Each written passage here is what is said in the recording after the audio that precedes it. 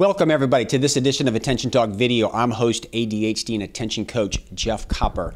And today I want to talk to you about something that I pretty much discuss with every client as we begin to wrap things up. My job as a coach is to help people understand how they work, how they think, their process in order for them to execute their natural processes to achieve outcomes and goals, which is what they come to coaching for. My job is really a little different. I'm really more about self-awareness to help them understand the process to get there.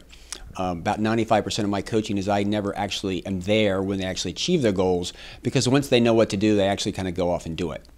With all that being said, as I help people begin to understand how they process information and how they learn and how they do things, invariably, many of their structures are different from other people, or they're not really what you would normally recognize. So as we start to wind things down and they own and they're confident in their abilities of what they can do, I always talk about a few things. Number one is the world perceives or defines everything from their experience and what they pay attention to.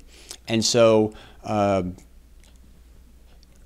everybody has a different experience and everybody's looking through a different lens, and you need to know that they're coming from different places and you need to kind of let that go. But the bigger thing that that comment leads to is that it's convenient for society or convenient for other people if you do it their way.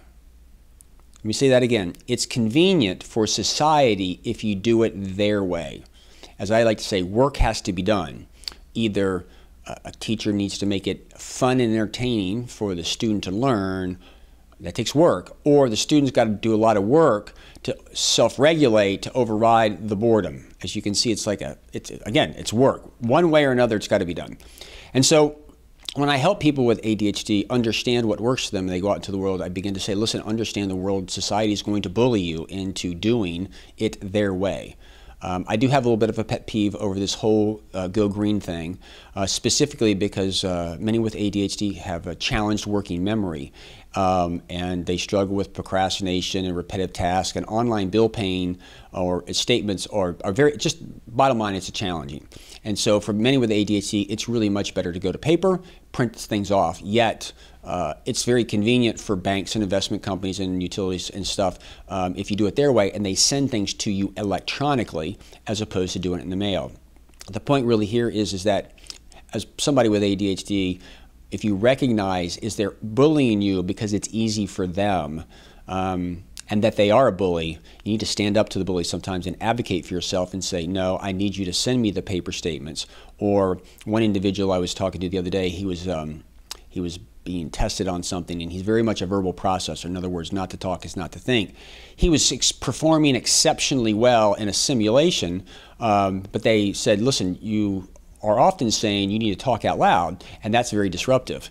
The individual I was coaching acknowledged it and said, yes, I know that I do that. He didn't really fight them, but he just let it go just because he knows that it's easier for society. They'd rather not him say that, but at the end of the day, he was performing very well and he moved forward. So anyway, my point in this video really is that at some point in time when you learn what works for you, you really do have to advocate for yourself. I do it all the time, every day for some of my challenges, and it's really because everybody else wants to bully you to do the work that they don't really want to do.